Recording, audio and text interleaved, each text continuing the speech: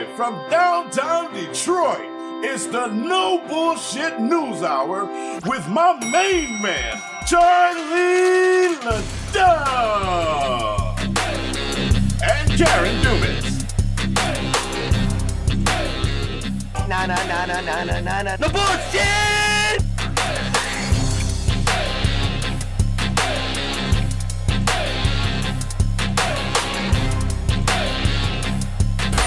Let's just breaking this. No more bullshit. No more bullshit. Okay, let's just get at it. The last week, what was it? Thursday? It was Thursday. The Samantha Woll murder trial, which I don't know why it's called the Samantha Woll murder trial. The murder trial was that of a car thief named Michael Jackson-Bolanos. As predicted, the jury came back, exonerated him of premeditated murder, convicted him of lying to police, and it was a hung jury on felony murder and home invasion. So the murder is committed during an underlying felony, which is the home invasion. Hung jury. The prosecution has until Thursday, tomorrow, to refile. And I don't see how they can. They kind of screwed it up. And this is very cool. Brian Brown, hey dude, I've been around the courthouse a lot. I never saw you before. And then when I watched you in the preliminary, way back when, I was like, who is this guy? And welcome to the program. Thanks for joining us. Thank you for having me here. I hope you can speak freely. I know it's still pending, but as much as you can. As much as I can, Because I really want to get to this. First of all, what bothers me about this is the timeline. What we have, for those of you that don't know much about the case. Samantha Woll was killed Friday night into Saturday morning. So like late Friday night, but it's really Saturday, October 21st of 2023. There are two windows. She has a sensor in her living room, not outside on her door, no cameras, but a sensor. Odd. Never heard that. There are two windows of movement. She comes home at 12:30. The sensor triggers. At 1:24, which is 54 minutes later, there's no more motion. Until 3 hours later, at 4:20, there's motion. And at 4:22, there's no motion. So you have a 2-minute window and a 54-minute window for a woman to be stabbed 8 times. Tussle, things are broken, fruit bowls are turned over, there are bruises on her, could be from the fall, might not be, could be from... So what happens is, first, the authorities think it's the Arabs, right? Isn't that right? It becomes international. Jewish leader Samantha Woll is found stabbed to death. I'm getting calls from New York, LA. Is it Hamas? A couple days later, it's not Hamas. Then we get her ex-boyfriend calling police. Was it 3 weeks later? Roughly around there, yes. Yeah, about 3 weeks. Saying he did it. I had the opportunity. I had the motive. I don't remember anything. Mm-hmm. True, yes. Okay. November the 8th. Somehow, they let him go, and they need another. They need another suspect. They go to the videotape. They find a murky character around 4 a.m. trying to get into cars. Your client, Michael Jackson-Bolanos. Yeah? Yes. Okay. They trace him all night long. 5 hours. Except for the half hour, the 4:20 to 4:22. They got nothing. Okay. The timeline bothers me. Let's go like this. It's 4:20 to 4:22, okay? How does this sensor work? Should we play that? This is the security firm expert, ADT, testifying. You're questioning him. You would agree that on 4:20, the system is indicating that it's depicting some type of motion, correct? Correct. Okay. And then at 4:22, it's indicating that it is idle mode, correct? Correct. Okay. So, and you also indicated that it's at least 2 minutes in order for the system to not detect motion in order for it to go to idle mode, correct? Correct. Okay, so based upon your reading of that 420, would you agree that the motion it detected was a very brief amount of time in order for it to go to idle mode within 2 minutes? Correct, yes. Okay. So explain that. I heard dueling shit here, which is at 420, it registers movement. And then the family's telling me that then it goes dark and then wakes up again 2 minutes later to see if there's motion. He seems to be testifying once motion triggers, it keeps rolling until it doesn't see motion for 2 minutes. Yes, that's my understanding. My understanding is once the system detects motion, say at 420, and then there's a lapse of that motion for a predetermined time, 2 minutes, then the system would then go into idle mode. However, he was somewhat kind of contradictory, even in his own testimony, because at one point in time, he indicated that there's a motion and then the system goes into sleep mode, which I never heard of that myself. The system goes into sleep mode to preserve the battery. And then the system wakes up within 2 minutes to detect motion. If there's no motion that's detected at that particular time, then the system goes into idle mode. So it was kind of a contradiction because I pointedly asked them the motion at 420, would that suggest that it was a brief amount of motion if it went into idle mode at 422? And then he answered yes. So then another question was asked, I guess, by a juror, whether or not there could be motion and the system is in sleep mode and it's just not detecting that. And I think he might have tried to imply that there could, but I'm not 100% sure if this guy knows exactly what he was talking about as far as the system going into sleep mode or idle mode, because it just doesn't make any sense to me, because she came in at around 12:30 and then there was constant motion from that particular time until 1:24. There was no indication that the system went into idle mode, to sleep mode, or anything like that, especially if she went upstairs to change her clothes or anything like that. The system should have possibly went into idle mode if there was a lack of motion at that particular time. So it seems like there was a continuous stream of motion during that time, which would suggest that if there is no motion for a predetermined time, 2 minutes,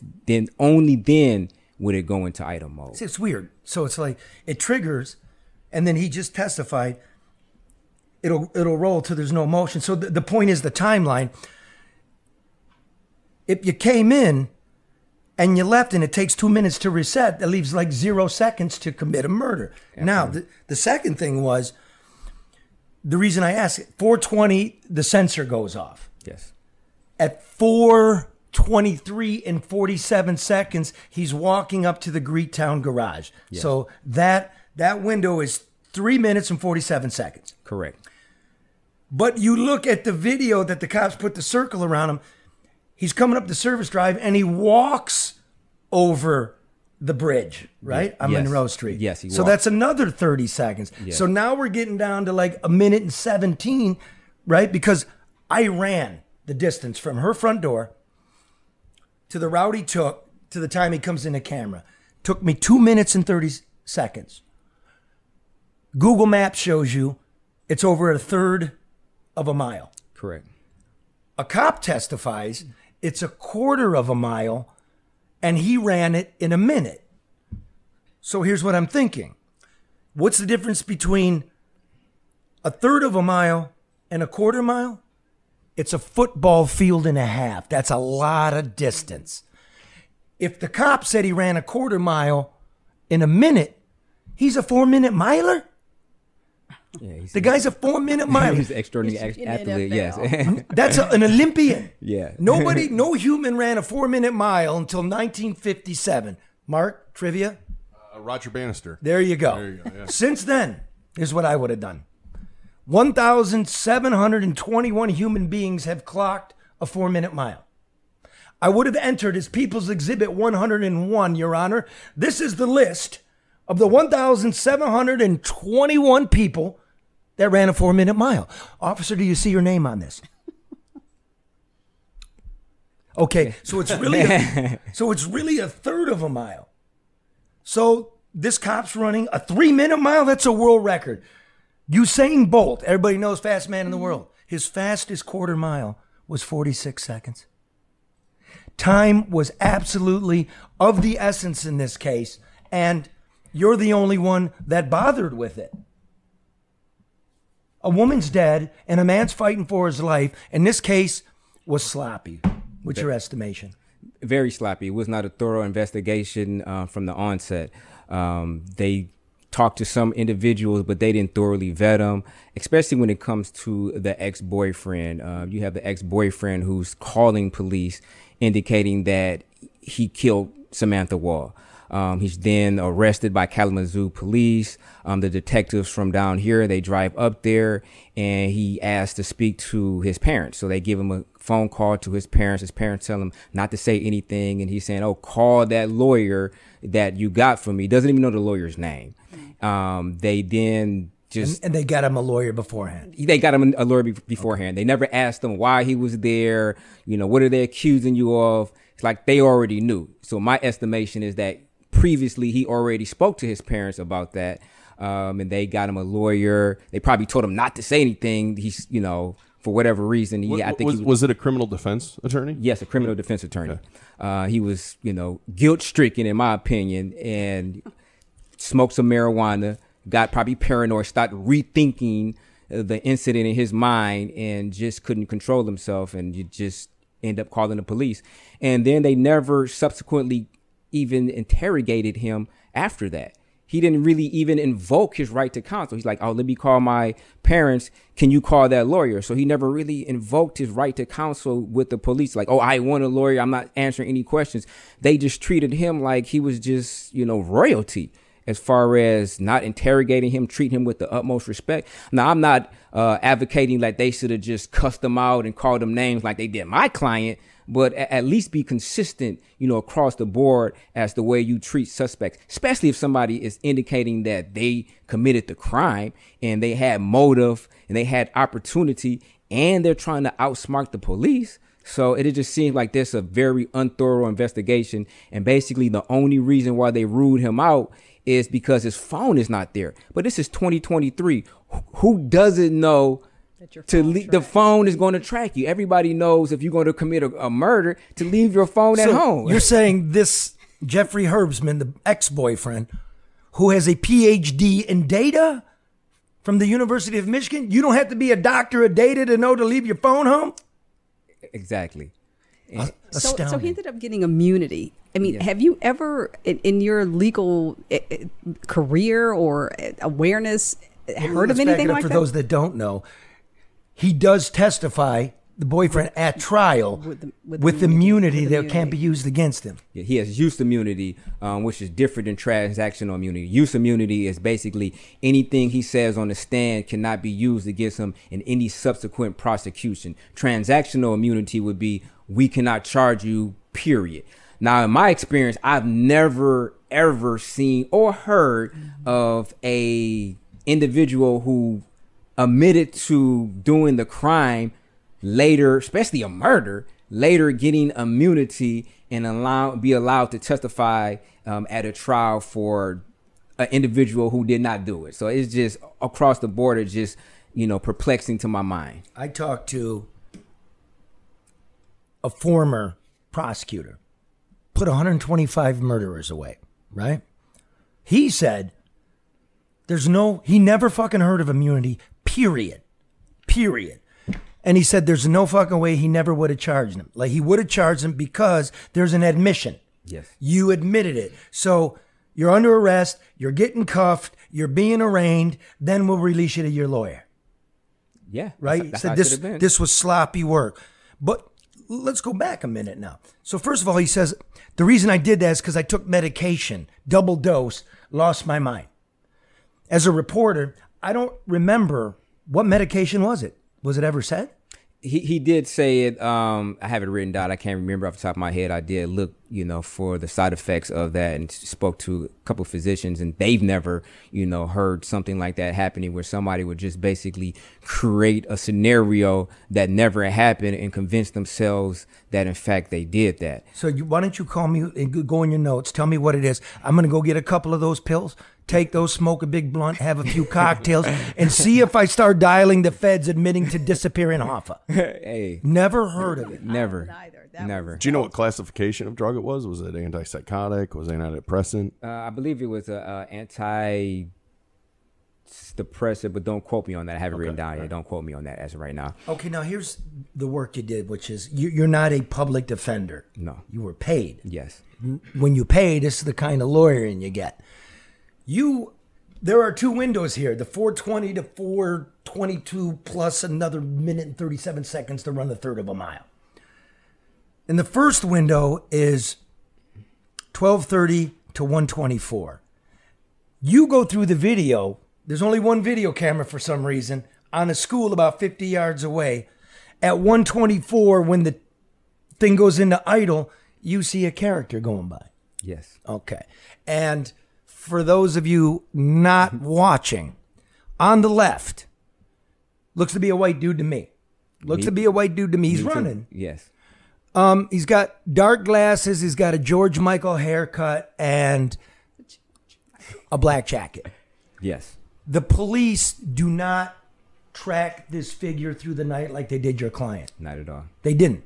Did they know about this? They knew about this, but they don't know where he went. He ran towards the Lafayette Towers. I asked Sergeant Sullivan whether or not video was extracted from either the DeQuinder cut or the Lafayette Towers. He then indicated that that responsibility was Sergeant Ford's. Then when Sergeant Ford got on the stand, I asked him, did you extract any video from the Lafayette Towers and or DeQuinder cut? He said no. I said, well, if Sergeant Sullivan testified that that was your responsibility to extract that video, would he be lying? He's like, oh, he must be confused. So it's basically a lot of finger pointing of who was supposed to extract this particular video. And at the end of the day, nobody extracted the video, at least turned it over to myself. So on your client, and there are racial undertones and there are class undertones. Oh, absolutely. Obviously. Your client, they Jesse Smollett him. They follow him for 5 hours. Yes. Right? Track his jacket. Now, there was blood on your client's jacket, right? I mean, he's a good suspect. You got to admit that. A couple of drops. Right? Couple drops. They got his phone. They got him. He admits it. He's got her blood. He's a good suspect. He admits to being in the area. He admits to touching her. Yes, he admitted to touching her.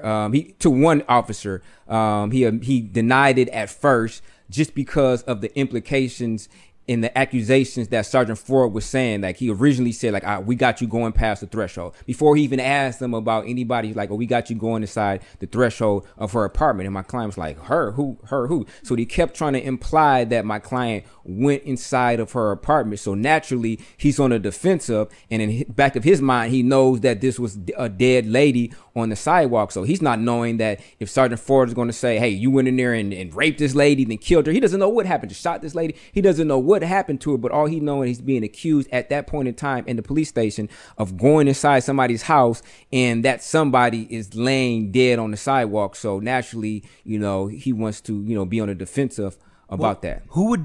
How would that motion detector get triggered if your client didn't go in there, look around, go, holy shit, this is a murder scene, and run out in 1 second?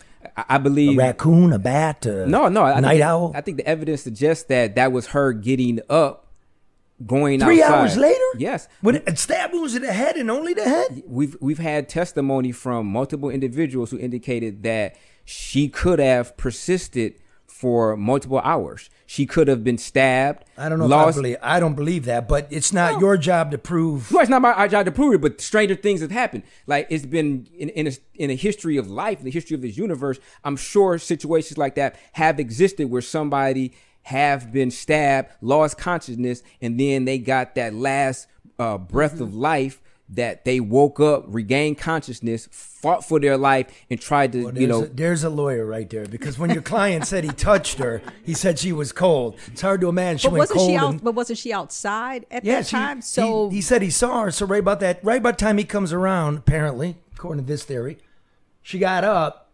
collapsed. Then he saw her, and she got cold in like a minute. And he was like, the body was kind of crusty. The blood was kind of crusty on where he touched the body at, and it was cold outside. So where he touched the body at, it was kind of crusty, I guess, around her neck, where some blood did transfer from her neck to his hands. All I know is if he admitted going in there, he's getting 25. Yeah, but he never went in there. I mean, good lawyer. Now let's go back to 124. Yes. With the George Michael looking dude. You entered this. Can we play his closing remarks to the dude? This got to be my ringtone. Listen to Brian Brown, murder attorney. Why would this person be running from the scene around the time that there is no more emotion inside of her apartment? Now, this individual appears to be wearing glasses. Looks like he has somewhat of a distinct haircut. What's that in his hand? Could it be a knife? We know Sergeant Sullivan stated that they did a geofence. It's where they look at all the cell phones in this particular area. They couldn't find a cell phone for this individual, which to suggest that this person didn't have a cell phone.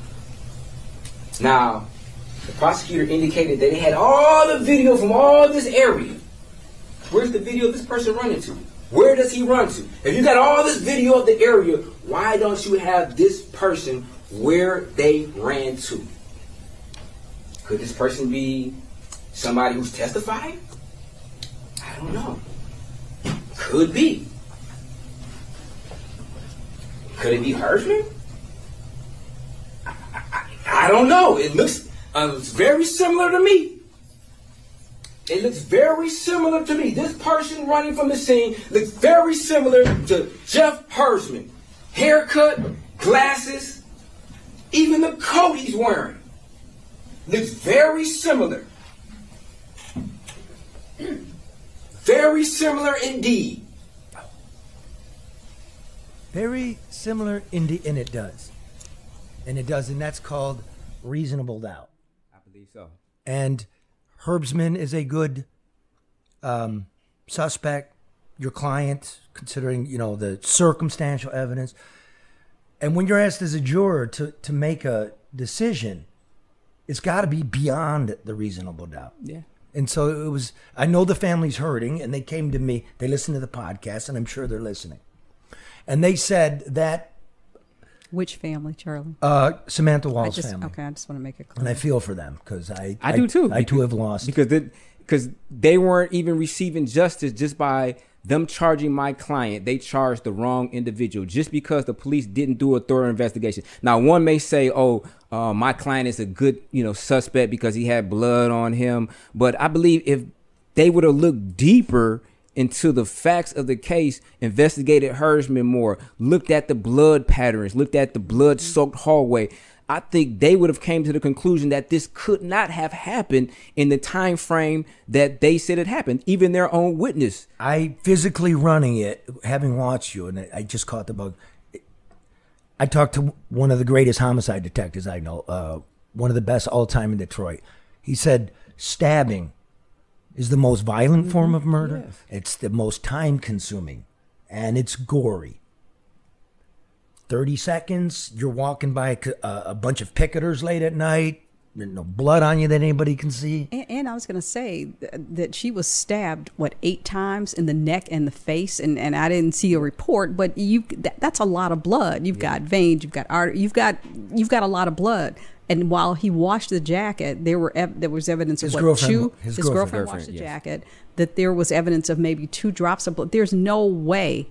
I mean, it just doesn't make any sense. Absolutely. And stabbing is a crime of passion. Yes. It is a crime. It's a very personal attack. In the head. Yes. Especially 8 times she got stabbed, twice under the neck, 3 times in the back on the side of the neck, twice in the top of the head, and 1 time in the back. So that would suggest that she had to be either down on her knees or something, and somebody was coming over her, stabbing her in the back of the head and in the back of the neck. Yes. So you're saying it's not your client, the cat burglar, who goes in to take a purse sees Samantha Woll and goes, "Holy shit, a white woman!" Oh, he didn't go in there. My client didn't go in there to take anything because Well, had that's- he, And none That's the case they are. Yes. of her items was taken. Nothing- yeah, they it were- wasn't and they a were all in robbery. plain view. So it wasn't a robbery. yes. Let me go back now to the family. They say this George Michael figure on the left, you juxtaposed it with the picture of Herbsman. And one of the family members said, "You made that up. That's not real. That was never offered in." Hey, a family wants their justice, and I understand because my sister didn't get any. Right. Right. So the one on the right, is that Herbsman? That is Herbsman. How do we know that's Herbsman? Because that came from his interview at Kalamazoo. I played some clips during my cross-examination of Herbsman during the time when he was in Kalamazoo. He's wearing that coat, wearing those glasses, so that is Herbsman. That's 100% sure. Like On the right. On the right. And then on the left, all we did, me and my co-counsel, all we did was slowed it down. This is a video that they provided from Chrysler Elementary School of this individual running. We just kept going back, freezing it free to the right frame, and we paused it and then zoomed in. We didn't do any on a computer, on a Windows computer. We didn't have any special technology or anything. All we did was screenshot it and zoom in. Same thing with Mr. Herbsman on the right. So to suggest that we made this up or doctored it, I mean, that's just a false statement. The police and prosecutors never brought this up until you brought it up? They never brought it. And like, if we had the ability to zoom in like this, and you as the police who have much more sophisticated software and hardware have the ability to do just that, to zoom in, to freeze frame this particular clip, and then compare it with Herbsman. It's like, why didn't you do that? Why do I have to do that? Like, tell me you've done it before. And I believe if they done that, then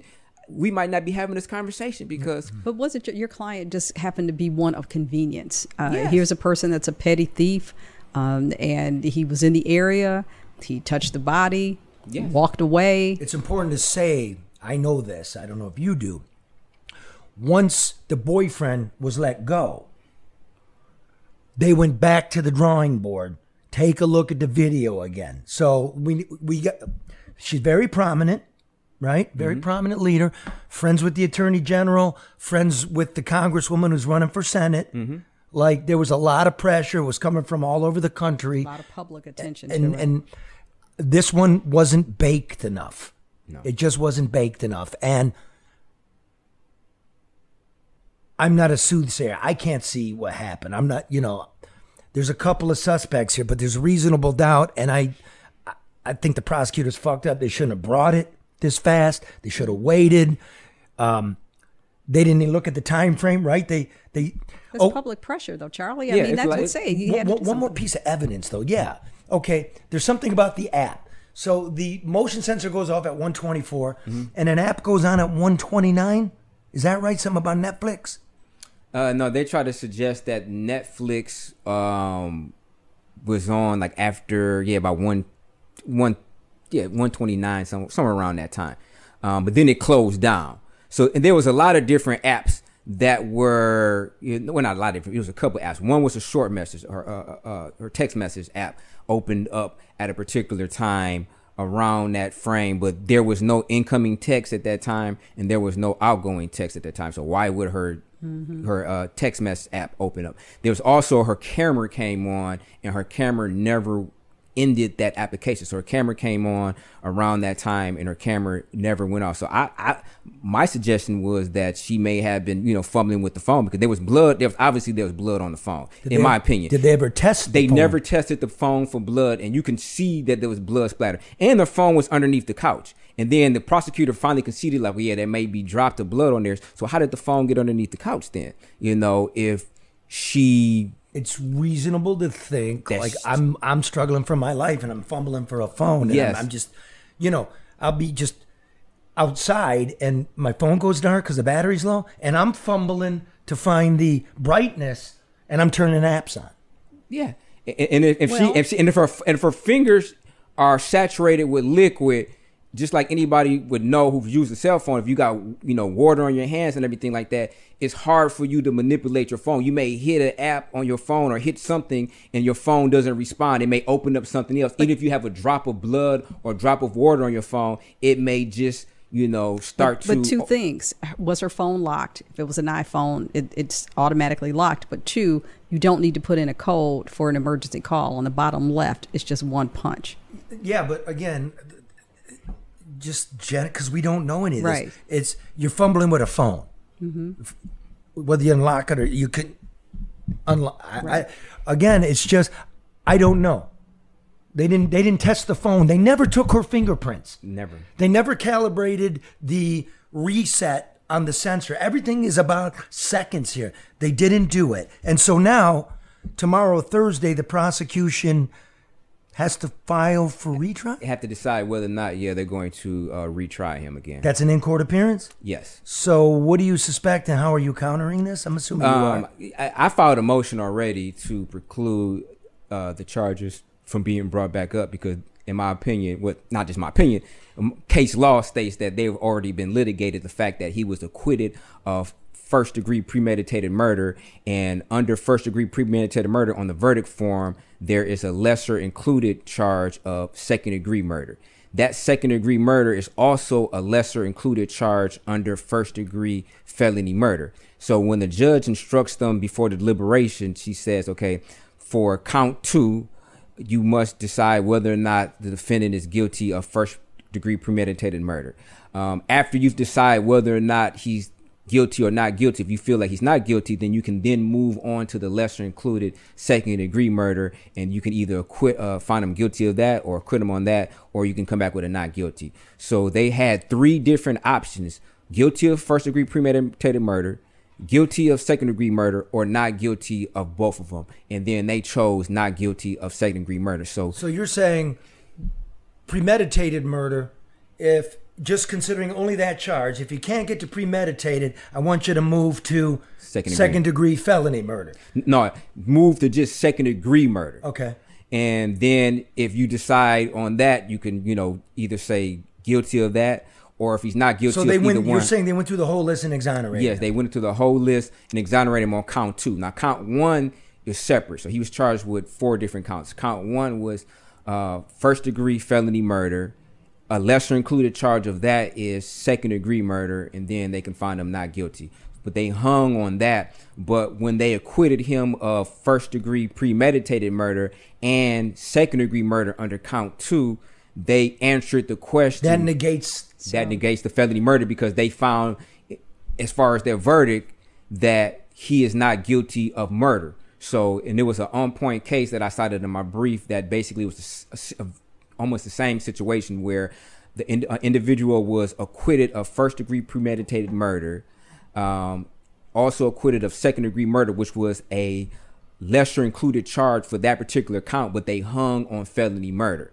Then they tried to retry the case, and in that case, it was the Wayne County Prosecutor's Office. They conceded that they could not retry him under felony murder because the jury ruled that this individual was not guilty of their death. In your estimation, that leaves nothing here. That leaves nothing. Yes, even with the home invasion, also, because in that particular case they tried to bring up a torture charge, but in this particular case, case law basically says you have to look at not just the elements of the crime, but you have to look at the facts and what was testified in the arguments that was presented at trial. Their argument at trial was that Mr. Jackson-Bolanos went inside to commit while committing a home invasion, committed a murder. So it was basically a package deal. Right. He didn't argue that, he committed this homicide outside of her home, or he just went into the house and saw her, the door was open. So he basically said it was a package deal. So then they would be issue precluded, because under collateral estoppel, they would be issue precluded because that particular issue was adjudicated at the particular trial. So therefore, in my opinion, they wouldn't be able to try him again under felony murder. I just let or him home go. invasion. The guy knows his business. It sounded like you knew your business. So what kind of time is he looking at, if any, for lying to the police? I think he was found guilty of that. That's a misdemeanor. High court okay, misdemeanor. so he should be time served and just. So is he still detained at this point? Yes, he is. Okay. Yeah, so he's been detained since December. Yeah. Yes. Okay. Well, Brian Brown, what's the name of your law firm? B Legal PLLC. So I have to ask this question because you have garnered a lot of justifiable attention and accolades for this trial. Let's remember somebody's dead. I understand. We're not talking about that. We're talking about his legal acumen. Yes. This isn't anything about the circumstances surrounding that. From my personal opinion, I just want to ask one question. Are you from Detroit? Yes. Which side? West side. Okay, so you answered the question correctly, sir. You are dismissed. All right, thank you. Says Carol that lives on the east side. I do live on the east side, but you ask people. You say you got to get your lawyers from the west side? No, well, this one, yeah. I mean, but, I've lived on the east side before. But no, I got family on the east side. I have a thing about when you ask people, "Oh, I'm from Detroit," and you ask them one question, which side, and it's either east or west. So when people start saying, "Oh, I'm from Farmington," I'm from, boom, it's right, one or two. Yeah. So for me, you win. Okay, I appreciate that. Thank you. Okay, well, thanks for being here and interesting work, dude. Very interesting. And again, like, my heart goes out to the family. I know what it feels like, but our condolences. It's got to be 100 to put a guy away. Right, absolutely. Yeah, absolutely. Nice work. Okay, and we'll be back with United States Democratic. Hold on, still on camera. You're in the shot. He's got stuff to do. He's like politicians. Fuck it, I'm out of here. Hill Harper running for the Democratic nomination for United States Senator. Right after this. I'm Grace Karros, and I'm third generation of American Coney Island. People say Detroit's a comeback city. I say, where you been? We've been here for over 100 years. My family's been here on the same corner, serving our famous proprietary American Coney Island hot dog. So like always, we're keeping things fresh, updated, and new. We'd love to have you come downtown and visit us, but if you can't, you can always go to AmericanConeyIsland.com, order a Coney kit, get it delivered fresh right to your door. Well, you know, when it rains, the power goes out. And when the power goes out, the internet goes out. When the internet goes out, I call my friend Matt and Bernie at XG Service Group. Look at Bernie here on his hands and knees, giving it everything he's got. Look at that man crack. So busy, he forgot to wear a belt. There's Matt right there getting the board together. That's 734-245-4100 if you need Matt and Bernie to come take care of your voice over internet, your security cameras, off-campus access control, Wi-Fi, and cameras for homes and business. They'll design it for you.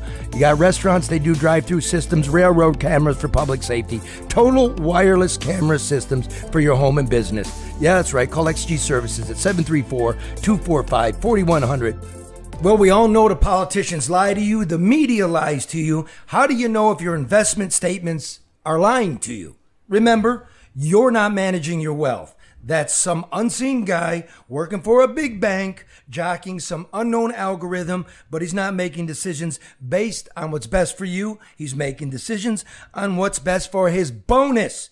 Gambling with your hard-earned dollars. You should know your money, man.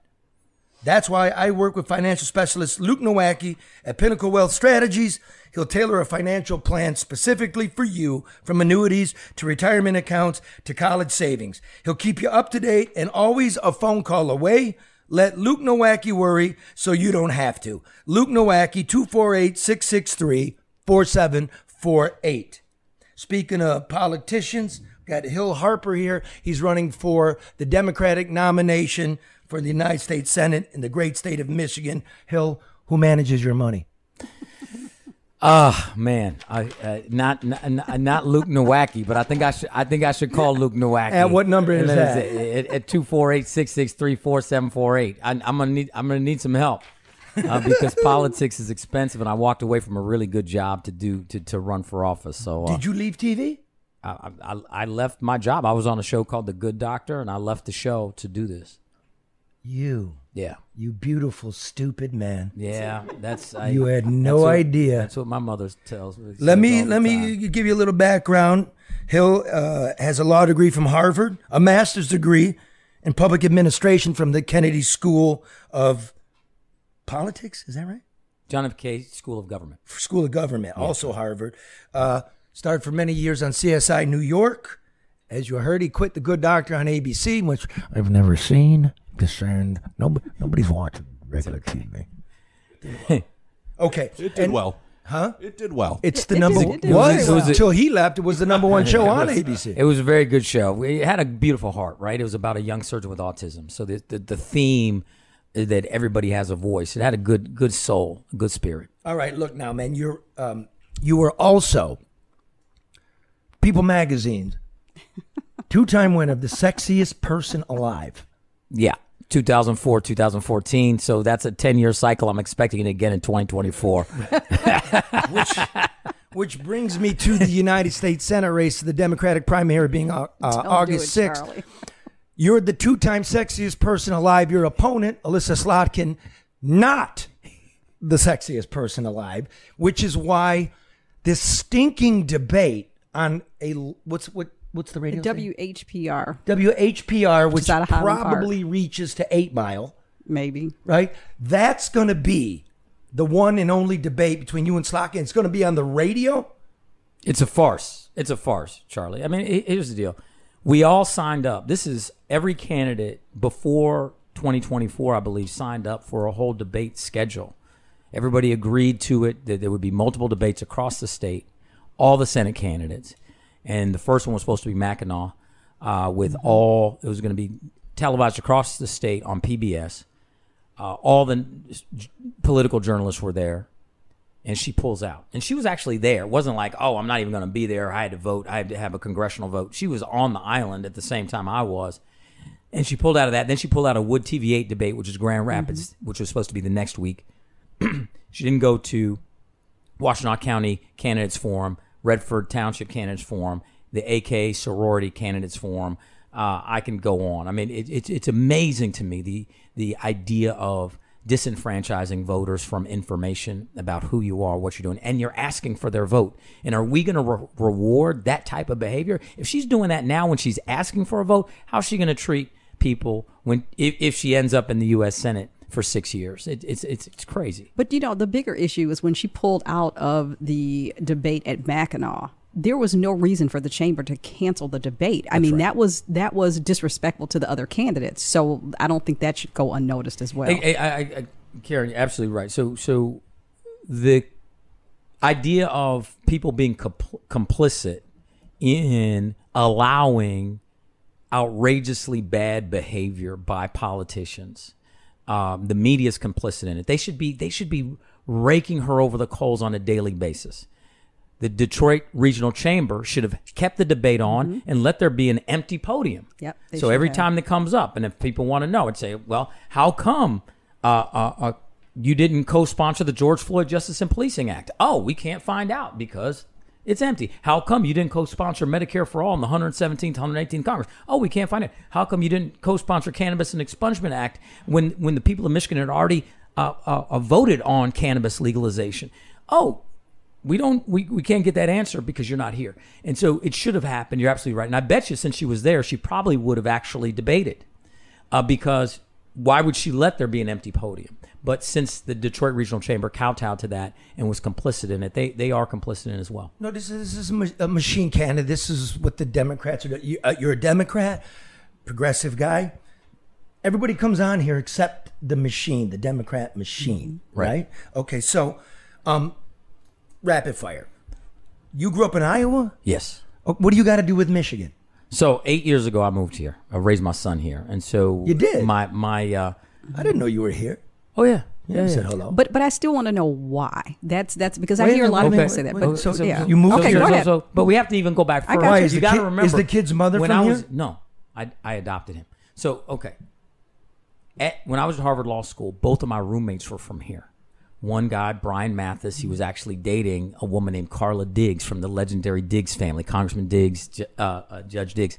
So I met all these Detroiters because of Carla and Brian. And then my other roommate is Charles Boyd, who has the most successful plastic surgery practice here. Now, I joke with him saying, you have a degree from Harvard Medical School, and all you do is shoot people up with Botox. That's a whole different conversation. But the point is, they were like, man, you just got to move here. And I had so many friends. And I truly believe, and I say this without joking around because we can joke around, but the best people in the world live here. There's a unique mix. So you were based out of here. This was your address. So back then I was not. No, when I was at Harvard Law School, this is 8 years ago. 8 years ago. And then 8 years ago, I bought my place here. I bought my business around the corner from where we are right now. And I based out of here, but I would go work wherever I needed to go work. And so the Good Doctor shot in Vancouver, Canada. So I'd commute there to shoot, but just come back. Where you registered to vote? Here. What's your zip code? 48202. See, Slotkin can't do that because she moved back in 17. That's right. I've lived here longer than she has. And she keeps moving. And she okay, so we got that answer. 2, abortion's going to be a big deal, especially on the left. We went through that here in Michigan already, right? There's supposed to be, it's murky, but there's supposed to be a viability limit, but there's ways around it in the wording. However, we were promised, we reasonable Midwestern people, that parental rights would not be subsumed in this, that they would have parental notification. Even France requires an adult to go with somebody under 18.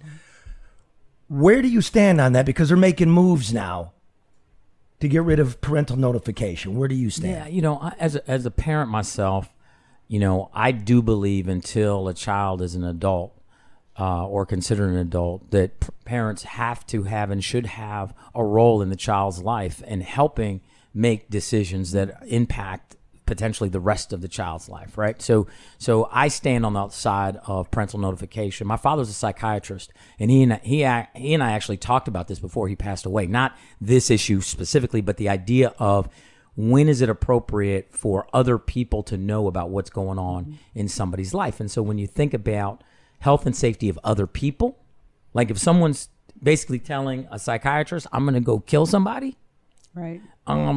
Do you keep that because doctor-patient relationship? Or do you say, you know what, I truly believe this is going to happen. I'm going to save a life. And the same thing has to do with a minor making decisions, those types of decisions. The parents being involved, I think, is the right thing. And women's right to choose. So we have to federally legislate women's reproductive rights, women's reproductive freedom.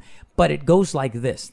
My mother, she was one of the first black female anesthesiologists in the country. She lives with me here in Detroit. She's 86 years old. The fact that she would have more body autonomy and rights over her body than a 24-year-old staffer on my campaign is ridiculous. Not to mention the fact that there's no reason the government should be involved in decisions between a patient, their body, and a licensed medical provider. What about viability limits?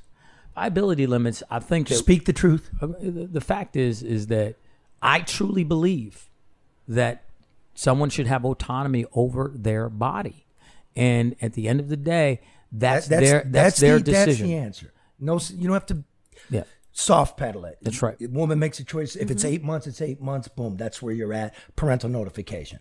Yes. That's on that. Parental notification, that's a check for you in my book. Yes. Right? Parental notification, yes. You're not running from it. No. Karen? You answered my question already. Now I know, but I'm hearing you. I mean, on so many issues. Go ahead. I was just saying the important thing is that I am also pragmatic from the standpoint of you cannot let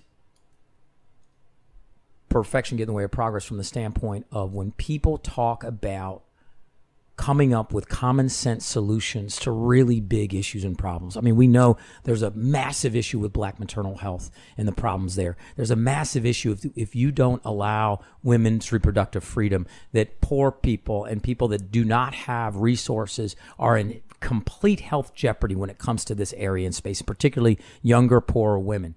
And so we have to legislate the opportunity for people to make decisions over their body. And if someone says, listen, I will get it done, I can get it done if we do a term and we figure out the term. You answered it. You don't got to keep doing it. Yeah, that's what I'm saying. But let's do this. You're a United States Senator. Okay? Yes. You're on your way to a protest in Dearborn. Let's look at Gaza for a minute, okay? Yes. Now, Slotkin's record, she's on TV saying it, I was recruited for the CIA. Yes. Okay. I did 3 tours in Iraq. I did a tour in Iraq. Okay. Here's what we're going to look at. You were recruited with the CIA, the National Security Council, and the State Department, all, right, the intelligence community. She was there advising during Abu Ghraib, during the siege of Fallujah, during the surge when we lost more soldiers than at any time, the pullout without leaving troops like we did in Afghanistan, that disastrous pullout, and then the rise of ISIS. All right. So her real record, me having lived it and looking, is a 500,000 civilians are dead, and she won't talk about what she did in Gaza or in Iraq. In Iran, she was in charge of the Iran book. Iran in Iraq. We now know Iraq is a subsidiary of Iran. Supported the Iran nuclear deal. Okay. I want you to watch. What was it, about 2014, Mark? Yeah. Okay. She was nominated as the Assistant Secretary of Defense. She's being grilled by John McCain in committee whether they're going to vote to bring this to a vote. Let's take a listen there. The administration attempted to negotiate with the Iraqi government, and at the time they thought they could handle the threats on their own, and they did not invite us in. You know, that's just patently false, Ms. Slotkin, because I was in Baghdad when we talked to Maliki and they were ready. And we came back and asked your superiors, what is the force that we want to leave behind? In the words of Chairman Dempsey, 3,500 was the number agreed on, which was clearly, which was our final offer. We would not tell them the size of the force and what their mission would be. Now, those are facts because we were there on the ground. And so for you to sit there and say that we tried obviously contradicts three of the most respected people in America, Ambassador Crocker, Secretary Panetta, and Secretary Gates. So in all due respect to you, Ms. Slotkin, you either don't know the truth or you are not telling the truth to this committee. I have lots of additional questions for this witness, Mr. Chairman. I do not believe she is qualified. I believe that she has can't articulate a strategy for the defeat of ISIS, and I will have many additional questions. I see my time has expired. Wow. Now, she's taking a lot of money from AIPAC. Where does she stand in the Israeli-Palestinian conflict? I want you to ask her that. Where do you stand? And then I want you to make me the promise you'll ask her. Where do you stand on the United States support, military support for the Israelis in Gaza? Well, I'm very proud to be one of the first U.S. Senate candidates in the country to call for ceasefire last year.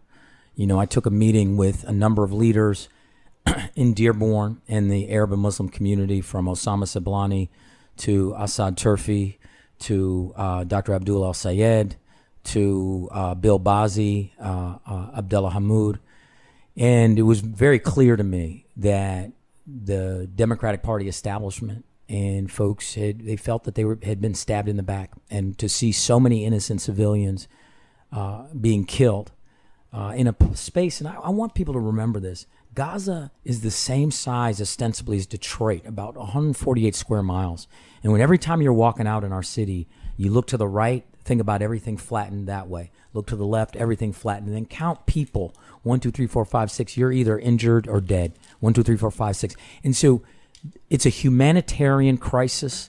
And I lead with human rights. I always say there's no good war and there's no bad peace. And the fact that we are complicit in that because of a single funding body in this country. Now, do you blame AIPAC? No, AIPAC is actually doing what they believe is their charge because the system, Citizens United, Political Action Committee, allows it. Yes, the system allows it. Okay, right? So people know. I'm not taking any money from AIPAC. You're not taking any money. No corporate PAC money. Has your opponent? Yes. How much? AIPAC tracker says she's taken $600,000 in exposed money, and no one knows how much in dark. Well, I think, if Dearborn, that's the national presentation. They got to win Dearborn. Well, that's not going to fly. I need you to ask about a record. Okay? Yes. Okay. I will. Finally, because you have to go. Let's get something Michigan-y. Because Senator deals internationally and with other states. We have the Great Lakes Water Compact. That's right. Okay, so we're dealing with Canada. We're dealing with the border states on the Great Lakes. Nestle Water currently is allowed to take 130 million gallons of water out of the Muskegon watershed. That's right. They sold that to private equity, by the way, but yes. For $200 a year. Yeah. So we like water here, and we like clean water. What are you going to do about it? Okay, here's the deal. I'm the only candidate. Folks have to understand. There's only 5 people in the whole state of Michigan that's going to be the next U.S. senator. This is the first truly open U.S. Senate seat in almost 2.5 decades. And the fact that I'm the only candidate of the 5 that is called for shutdown of Line 5. There's been 31 breaches by it. I get threatened. Water. Well, we did Line 5 in ad nauseum. What about the water? What are we doing about poaching of our water? First of all, 21% of the world's fresh surface water supply touches our shores. We're going to stop poaching the water, stop selling the water, stop aggregating it across the country, stop letting private equity literally bottle the water and ship it out. And That's it's like the Michigan legislature is going to allow it. You're going to bring the consortium together to bottle it up. Thank you. To bottle it up, to stop it. Why is this important? It's important because environmental justice requires clean air, clean water. We're seeing PFAS poisoning in our groundwater in Michigan. That's why I also oppose the expansion of Camp Grayling into the hunting preserve around it, one of the biggest PFAS polluters. That's a federal issue. And so the stuff that I'm overseeing, federal issue, an intercontinental issue like a Line 5 where Canada gets 80% of the benefit, we get 20%, and we actually are putting our Great Lakes in jeopardy. Enbridge already poisoned the Kalamazoo River in 2010. We can't let them poison our Great Lakes. Let me help you, because you're an actor. Turning to politics. I'm a reporter who covers politics. It's simple. I support a ceasefire. I want to know the record of my opponent. I'm for the environment, and I'm for a woman's right to choose with parental notification. I want to ask this question because you kind of, in terms of Dave Bing, who I had the pleasure of working for. Mm-hmm. Why politics? You said it's expensive. It's a dirty game. And we repeatedly see that people make promises that never come to fruition. Why politics as your next step? You left a successful show. Why politics? Because people aren't represented and so many people are hurting. And they're hurting because they're not represented, particularly federally. There's so much money. And so much, there's 100 people in this country that control the distribution of $7.2 trillion annually. And the fact that there's an opportunity for Michiganders to be represented by an independent voice who can't be bought, can't be bossed, can't be bullied. That's me. I won't be bought, bossed, or bullied. I'll represent people first. And there's an opportunity for that to happen. And people deserve a voice at the table. If I'm elected to the U.S. Senate, I'll be the only active union member of the Senate. If I'm elected to the Senate, I'll be only one of two parents. SAG-AFTRA? That doesn't count. Elementary age. No. Let's be very Charlie. clear. 32-year union member who was elected to the national board of my union, negotiated contracts for my union, SAG-AFTRA? at the end of the AFL-CIO, Okay, baby. there's a difference. So let's be. SAG-AFTRA made you pay for your own agent, and they took a SAG-AFTRA bid. and equity. SAG-AFTRA and equity. So we got to be clear that when you're fighting for people and you're fighting for people first, that's what has to happen federally, and that's what we can do. We can get this done. Problem is, and also I'd be only one of a handful of small businesses. We don't need more career politicians in the U.S. Senate. That's true. We need more people with varied and diverse lived experience. They're going to fight for people first. Now, Hill, let me wrap it up. When is this debate? Friday? The conversation. The is conversation Friday. Without video. Yeah. It's Friday. It's what Friday. time? 10 a.m. 10 a.m. And what station?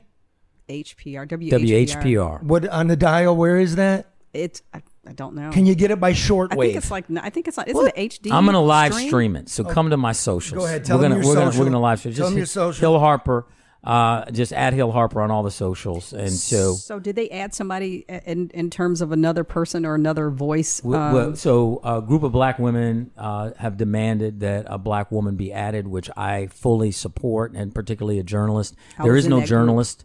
Your name was offered out there. Rhonda Walker, obviously many others. Mine? No, your name was definitely not Charlie. It definitely wasn't. Mildred Gaddis though was. How about that?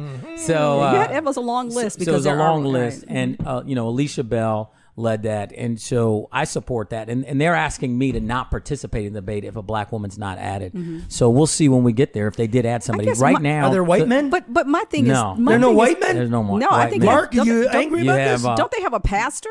That's Bishop Edgar Van. Okay, but this is my thing. Yeah. She didn't participate in any of those other debates. No. I imagine that she finagled this because it's comfortable and it's almost confidential. Yes. I wouldn't waste my time if you did not have the platform. I just don't see it being viable. It's almost like a setup. It's a farce. $8 million for it's TV a farce. commercial. Exactly. Hey, did your mom have health insurance when you were growing up? Yes, she did. Yeah, that made. So he Can can't you believe do that. it's like Whitmer and Slotkin, like both rich kids. Like your mom didn't have health insurance. I didn't raise it. You did. So we're going to, Madam Slotkin, that chair is always there for you. Okay. Hill Harper, Charlie. Thank Good luck. you. Good luck. Appreciate you. The primaries Karen, August thank you. 6th. Vote and vote often. See ya. No, vote early. July 27th to August 4th is early voting. Vote early and people vote on with you. election day. Bring people with you to the polls. Bring people with you to the polls. Thanks, man. Thank you. So long.